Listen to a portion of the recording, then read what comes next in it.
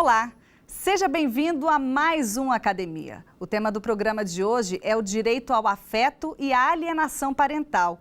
Os inúmeros desafios do direito e da mediação diante das novas constituições familiares. A pesquisa é da mestre em Direito Helena Neves.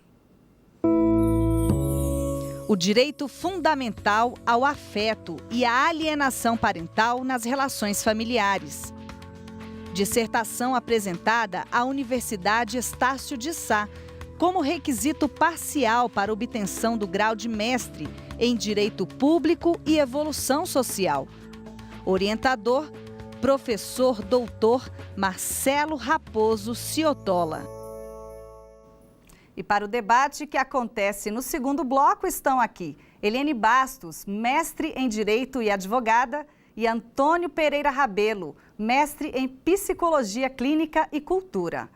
E para entender melhor o assunto dessa dissertação, confira um rápido resumo da pesquisa. A partir do estudo do princípio da dignidade da pessoa humana, a autora buscou alicerces jurídicos que levaram à efetivação do direito fundamental à convivência familiar, a aplicação dos direitos da personalidade e do princípio constitucional da dignidade da pessoa humana e, por consequência, de isonomia, afetividade e do melhor interesse de crianças e adolescentes são vetores para sedimentar a relação entre pais e filhos. Seja bem-vinda, Helena. Como que foi a escolha desse tema? O que te levou a escrever sobre esse assunto? Obrigada, é um prazer estar aqui. O que me levou a escolher esse tema foi minha atuação profissional. Eu atuo na área de direito de família, sou advogada e tive diversos desafios, em alguns casos, atuando na área de alienação parental. Quais que são os desafios, né? A gente está num momento em que a comunicação ela é tão facilitada, ela é tão ampla. Você chega a propor algumas mudanças nesse tema na sua dissertação. O que precisa mudar? Ao longo da minha dissertação, eu sugiro aí algumas alterações, né? A mídia, a rede, a internet, ela é utilizada, né, de forma positiva, mas também de forma negativa. Então, eu sugiro aí, né, a mídia de forma positiva para difundir o que seja alienação parental, as sanções que são aplicadas, né, e de forma negativa porque as pessoas acabam, né, se afastando, a internet ela acaba fragilizando as relações. Então eu utilizo, né, esse estudo, essa dissertação com base justamente nisso, nos estudos do Bauman, nesses pontos negativos e positivos da internet. E o objetivo também é de trazer a mediação como uma forma de facilitar essas resoluções desses conflitos que vêm através da alienação parental. Uhum. E a Helena indicou para a gente também alguns livros que foram fundamentais para essa pesquisa. Vamos ver quais são. Amor Líquido, de Zygmunt Bauman, editora Zahar. Manual de Direito das Famílias, Maria Berenice Dias, editora Revista dos Tribunais. Helena, de que forma que esses livros contribuíram para a construção da sua dissertação? O primeiro livro, né, o Bauman, ele contribuiu na forma que ele fala do amor líquido, da fragilidade das relações, da flexibilidade com que as pessoas estão cada vez mais substituindo as relações elas estão efêmeras e aí cada vez mais isso contribui com os divórcios destrutivos. Então as pessoas não têm mais hoje em dia paciência para poder trabalhar as relações. Então cada vez mais estão frequentes nas relações os divórcios. As pessoas cada vez mais estão trocando as relações, essas relações amorosas pelas relações em rede, pela internet. Tudo muito efêmero, tudo né? muito efêmero, né? Hoje em dia está muito comum as pessoas terem 500 relações nas redes sociais, 500 amigos, coisa que não seria real, né, você manter uma relação com 500 pessoas, 500 amigos. Então, isso está muito fútil, muito frágil, né? As relações, elas estão muito fragilizadas, então ele fala bastante isso. Um número que eu fiquei bastante preocupada, né, nessas pesquisas que eu verifiquei, 80% das crianças que têm pais divorciados, elas já sofreram algum tipo de alienação parental. É um número bastante preocupante. Com certeza. Então, esse livro, ele ajudou, né, nessa pesquisa, né, de verificar, né, essa causa e também eu busquei nesse livro, para essa minha construção dessa tese, a importância da rede, não só de forma negativa, mas de forma positiva. O que nós podemos fazer com essa internet? Né, primeiro, né, hoje em dia, a maioria das crianças, elas estão completamente conectadas, então a gente pode pegar essa rede de forma também a aproximar esses pais desses filhos, né? Então, às vezes, tem pais que não têm uma proximidade com esse filho, que pode trazer, através dessa internet, essa aproximação com esses filhos. E a internet também, ela pode ser utilizada como um meio, né, de divulgar o que seja essa alienação parental, porque tem muitas pessoas que, às vezes, cometem um ato de alienação parental, mas sem ter consciência do quanto seja prejudicial para uma criança uma alienação parental. O segundo livro foi da professora Maria Berenice Dias. A professora Maria Berenice Dias é um ícone, né, do direito de família, então ela tem vários textos a respeito da alienação parental. Tem alguns textos super interessantes que falam a respeito da alienação recíproca, porque às vezes essa alienação não é só de um dos pais, né, ela é do pai e da mãe. E aí entra a figura do advogado, a importância do advogado. O advogado, ele tem que ser muito ético, então em alguns casos eu até já me recusei de participar, de atuar como advogada, porque o meu cliente, ele era mentor da alienação parental, então eu aconselhava, não faz isso, não, eu não quero que o pai veja a criança. Não, é impossível, o pai, ele tem o direito de ver a criança, então eu me recusei a atuar como advogado. Então acho que o advogado, ele precisa dessa postura ética de não incentivar a alienação parental. Então o advogado de família, ele precisa ter essa conduta. Helena, essas novas constituições familiares são, de fato, um dos grandes desafios, né, nessa matéria, nesse assunto. Grandes desafios, né? Então, não é só em razão da homoafetividade, da raça também, da religião, então em razão do desemprego, né? Então, isso também pode gerar casos de alienação parental. Então, ela tem um texto no livro dela também bem interessante a respeito disso. Tem também outro ponto polêmico, um texto a respeito da aplicação da lei da alienação parental a jovens e idosos, porque a lei fala que só é aplicado a crianças e adolescentes. E até por curiosidade, logo depois que eu li esse texto, foi no meu escritório uma cliente que ela estava sendo impedida de ver a mãe, né, em razão da irmã, que é a tia dela, que estava praticando atos, né, que, no meu ponto de vista, seria de alienação parental. Então, seria a aplicação desse caso de alienação parental a idosos, né, porque o direito à convivência familiar, ele é um direito amplo, né, e restrito. Então, é um caso também bem interessante. Tem também um caso gravíssimo que ela trata no livro, que é a falsa alegação de abuso sexual. Então, isso é muito comum, né, nos tribunais. A mãe que alega que o pai abusou sexualmente da filha e depois vamos verificar que, na prática, isso não ocorreu e acaba rompendo aí esse vínculo entre pai e filha, né? Ok, falamos então da importância, né, dessa bibliografia que você utilizou na sua dissertação e agora a gente abre espaço para a Helena apresentar a dissertação. Sinta-se à vontade. O tema da minha tese é o direito fundamental ao afeto nas relações familiares. Então, o que nós vamos discutir aqui hoje é a respeito da alienação parental. É um tema muito relevante, apesar de ter vários estudos a respeito do tema, eu busquei aqui focar o estudo com base no direito fundamental ao afeto.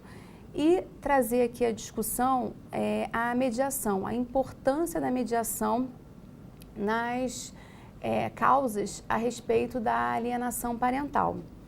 A alienação parental, ela está muito presente, né, nas nossas famílias, nas famílias atuais. Como já dito anteriormente, 80% dos filhos de pais separados já sofreram algum tipo de alienação parental. Então, o que se busca aqui através da mediação, através da internet, através da divulgação, uma solução para esses conflitos, para que essas crianças elas tenham aí uma convivência familiar ampla. Obrigada, Helena, pela sua exposição. Vamos fazer um breve intervalo e já tem debate aqui no Academia. É rapidinho.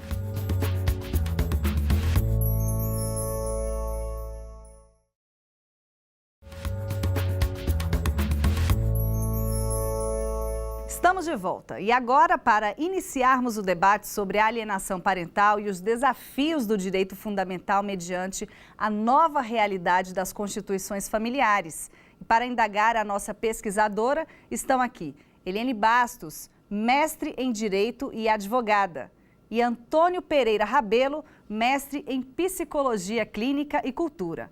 Vamos ao debate então, vamos iniciar a palavra com Antônio Pereira. Agradeço o convite. Parabéns, Helena, pelo excelente trabalho, texto com muitos elementos e bastante profundo, né? Eu vou fazer uma pequena introdução antes da minha pergunta, porque como eu sou de uma outra área de psicologia, né? Então é interessante eu colocar um pouco do que eu digeri, digamos assim, com a leitura da sua tese, né? Eu fiquei bastante feliz com a leitura, porque acho que ela toca num ponto fundamental que as ciências vêm estudando já há um bom tempo. Para você ter uma ideia, desde Freud, em 1905, quando Freud escreveu os 3 ensaios, o afeto já estava colocado como um elemento significativo, aliás, fundamental para a constituição psíquica do indivíduo. Já naquele momento embrionário, a ciência via dessa forma, né? Então, o afeto, hoje, sobretudo para a criança e para o adolescente que estão em momentos delicados do desenvolvimento psíquico, é algo que faz parte da constituição psíquica dele, que o integra.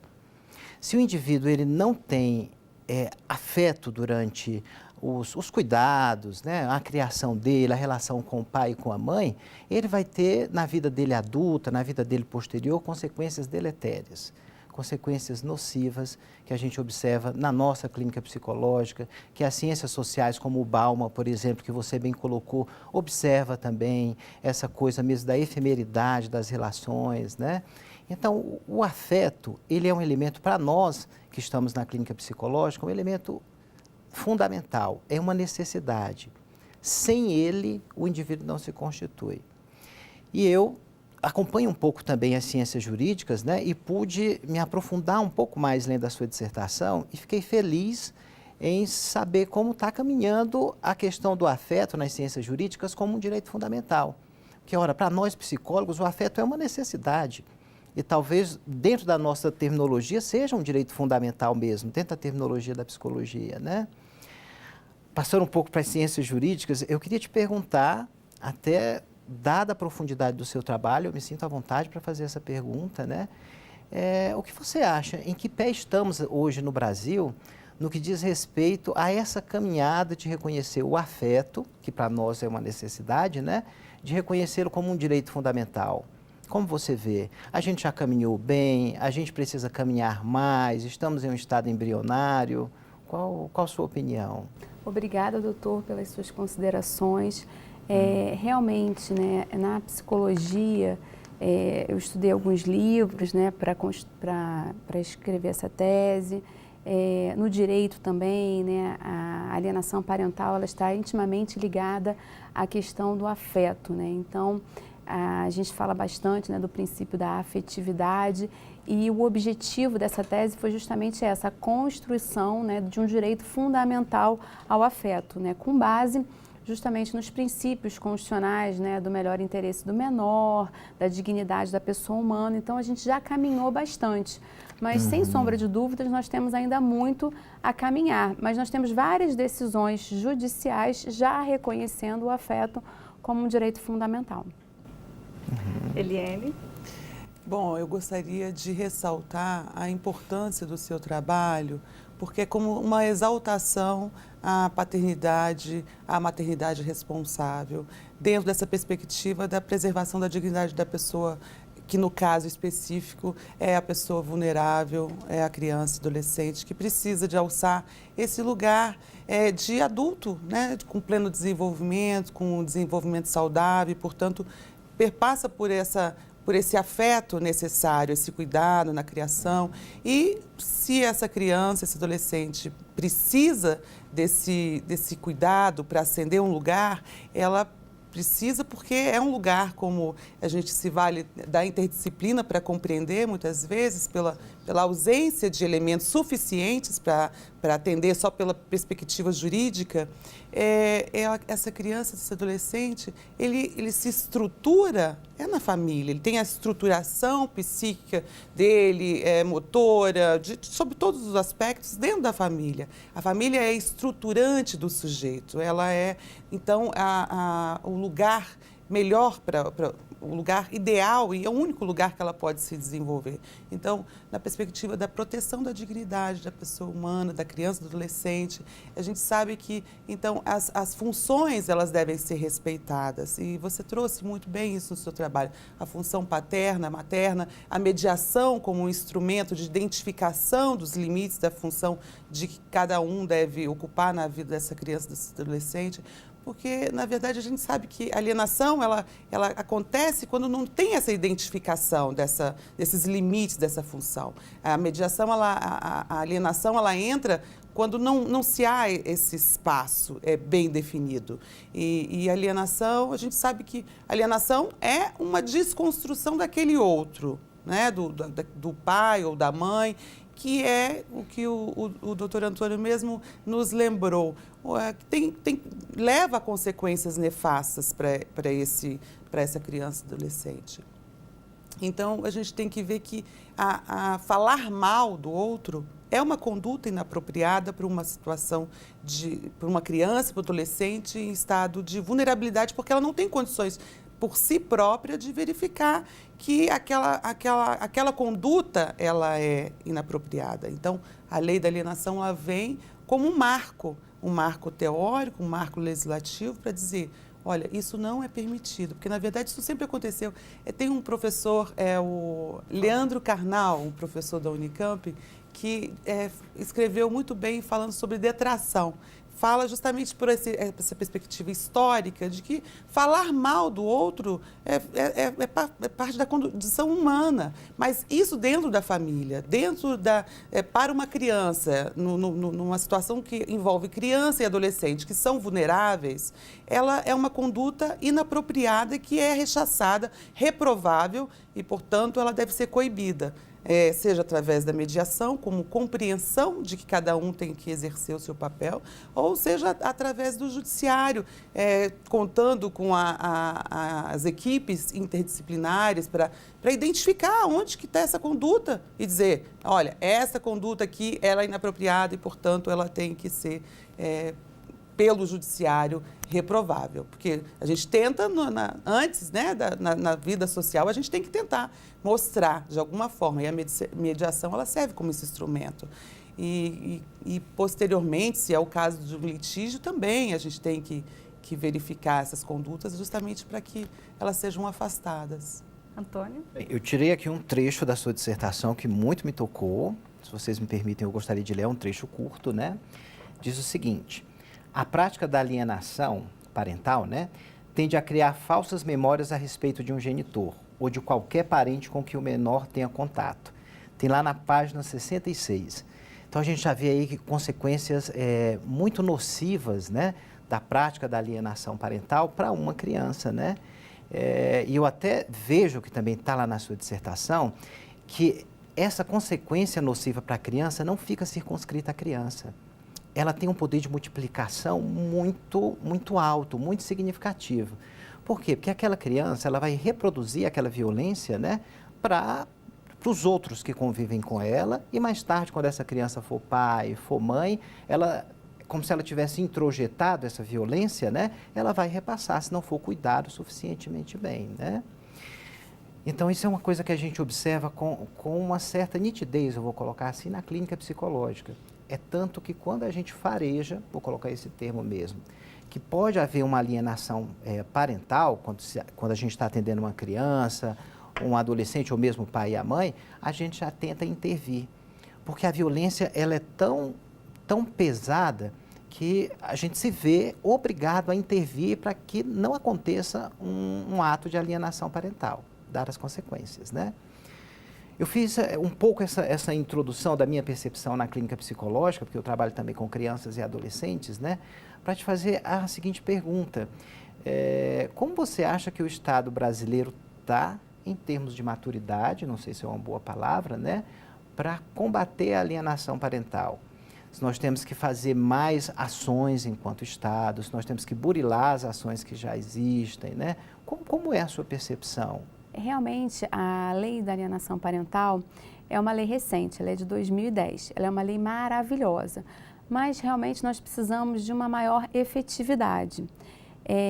O judiciário, né, em diversos processos, né, ele está, em alguns casos, bastante omisso. Em alguns casos a gente encontra uma morosidade, por mais que a gente encontre a prioridade de tramitação, diversas sanções que sejam aplicadas ao alienador, a multa, a inversão da guarda. Então é uma lei assim, maravilhosa, mas que na prática às vezes nós não encontramos tanta efetividade. Então por isso que a gente ainda tem que caminhar bastante, principalmente a gente ainda tem uma postura, né, em alguns processos, né, atuando na área da alienação parental, eu encontro, né, essa resistência do judiciário, principalmente no caso da mãe, né? Quando a mãe ela é a alienadora, é muito difícil a gente encontrar essa inversão da guarda. É a mãe que está incentivando, é a mãe que é a mentora da alienação, é muito difícil que o judiciário ele inverta essa guarda. Um caso que me chamou bastante atenção, né, que está ocorrendo agora em Portugal, uma mãe que é brasileira, que se mudou para Portugal, casou, né, teve uma filha lá. Essa mãe foi vítima de violência doméstica e aí, em razão do divórcio, foi fixada a visitação. Essa filha teve um histórico aí de um abuso sexual. Não foi fácil, né? Não conseguiram verificar esse abuso sexual em razão do lapso temporal que passou para o exame de corpo de delito. Então não ficou configurado. E aí voltaram-se aí as visitas. Novamente ele teve um novo histórico de abuso sexual em razão de doenças íntimas da filha. A mãe foi falar com o pai novamente ameaçou ela de morte, ela ficou desesperada e aí foi para um abrigo largou a vida dela toda, né, esse histórico que eu li, e foi para um abrigo junto com a filha de pessoas vítimas de violência. E agora, né, recentemente, foi surpreendida com um oficial de justiça, ela perdeu a guarda da filha em razão de falsa alegação de abuso sexual em razão de alienação parental. Então, ou seja, cada vez mais a gente está verificando aí, né, o judiciário, advogados, né, que a gente precisa aí dessa presença, a equipe multidisciplinar também. Eu tenho um caso agora que tem mais de 40 boletins de ocorrência de visitação que não são cumpridas. É caso patente de alienação parental.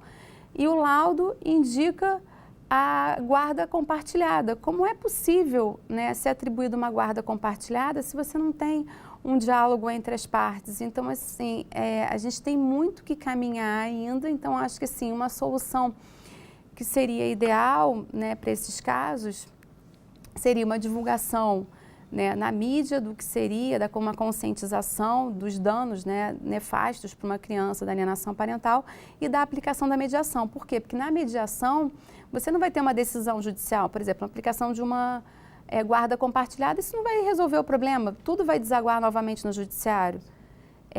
E sim, as partes elas chegariam aí a um consenso.